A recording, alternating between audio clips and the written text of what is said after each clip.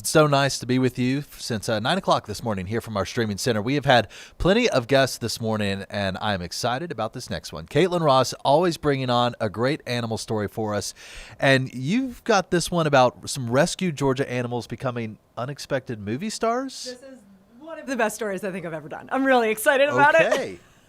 So, these rescue animals are rescued by this woman, Nicole Kanoy. She is incredible. She knows everything about every animal. She's like Snow White, basically. And the animals love her. And she takes these animals that wouldn't survive in the wild. And if they have the right temperament and if they want to, she makes them movie stars. Her training methods are incredible. They include marshmallows and Dr. Pepper. It's all positive reinforcement, so it's like all really good stuff. And then she uses the profits that the movie star animals make to run a farm where she cares for 160 animals. Wow. It's amazing. So it's really cool. All that dog training I paid for back in the puppy days, I Right. just needed marshmallows. You just needed marshmallows and Dr. Pepper, man. Let's take a look at the story. What do you say? Yes. I guess I was born this way. I had my first wolf pup from a rescue when I was 4. The animals at Nicole Kanoy's rescue are like family. He is a baby and he wants to be in your pocket all the time. Her babies lighting up her life. It's not just about helping the animal have a better life, that it's about people knowing that they're special and non-judged and they're needed. That love lighting up the silver screen. This is Gus. He's the Aflac goat. He was taught to be mischievous and he does that very well. He's done Harriet Tubman. I can trust this snake because I've had him since he was a baby. She trains the animals she saves to steal the scene in movies. This is Nut Nut. I got him when he was 17. He's 27, which is an 27? Yes. Unheard of amount, no. Like he wanted to come see me. She's saved thousands of animals over her 27 years in rescue. They love to be scratched, and he dances. But she says only a few of them are meant to be movie stars. My goal with him is to become the Liberty Mutual emu. Never forcing them to act. We give George a date, and so they can dub in speaking parts. Only selecting the animals that like to show off for set. So George can do hands up for his burglar shots. Using positive reinforcement and marshmallows to get the shot. The animals she saves would not survive in the wild. Hi, there you go. So she's giving them a second chance at life and a platform to show people that animals matter. I started working with alligators when I was little. Nicole says showing people how incredible these rescue animals are on screen is saving them in the wild. It's about saving a whole generation of people to actually care about the squirrel in their backyard and the raccoon that's in their trash can. This is Crease. He is the snake that we used in Cobra Kai. Each animal showing audiences that real connection and real compassion can start with the smallest scene. Brings happiness and wholesomeness and innocence and just love for something that they don't understand. Good, hands up, good. And then that is our pay stick. Amazing, Kaitlyn. Amazing. How did you find this story? So interestingly enough, I found the story through a duck.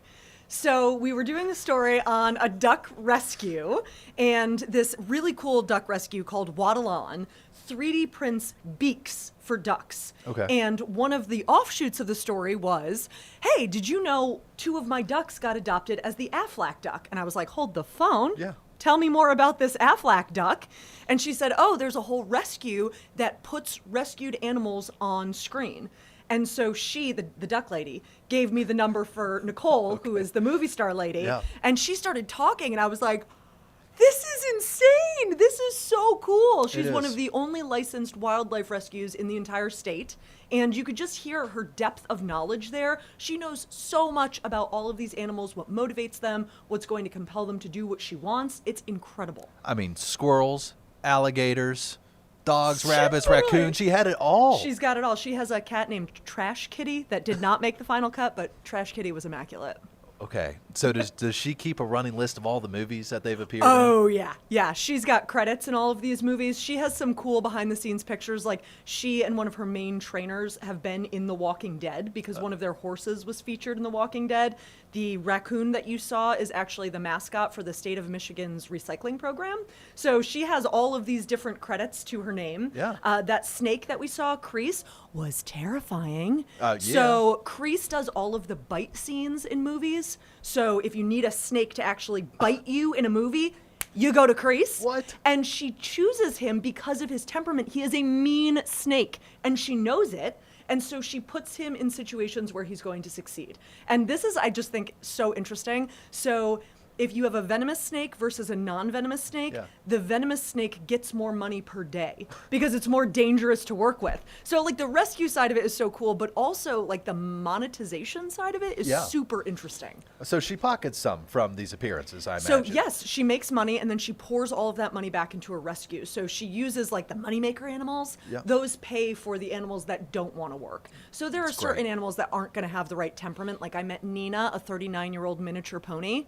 Nina does not want to work. She is a lady of leisure. Nina's 39. Exactly, right? Thank you. So Nina is just chilling. She's living a happy pony life, but you know, George, the raccoon, pays for her to munch in the pasture all day. So it's kind of like this cool cycle that happens. Does Nicole run this all by herself? I mean, that is quite the undertaking. Yeah, it's pretty incredible. So she has a couple trainers who she works with, but for the most part, she's running it by herself. Like she is there 24 hours a day, attending to all of the different needs of the animals, and she has enclosures for all of them that mimic their real-world habitats. Okay. So she is attuned to every single detail of these animals' lives.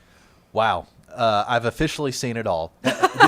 Did anything surprise you most from doing this story? Okay, Nut, who you're seeing right there. The fact that a squirrel can live to 27, that was surprising to me. I did not think that they hung in there that long.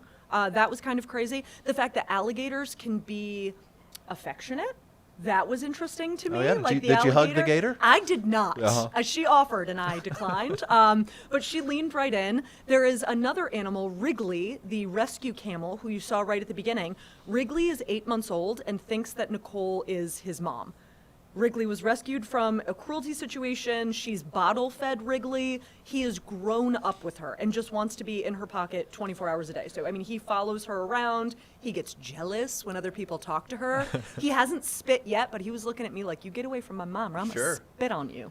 Kaitlyn, your love of animals is infectious. I just love it. Thank you. Thank you so much for having me on. Such a great story. Okay, thank you. Come back anytime, please. Although it's going to be hard to top that one.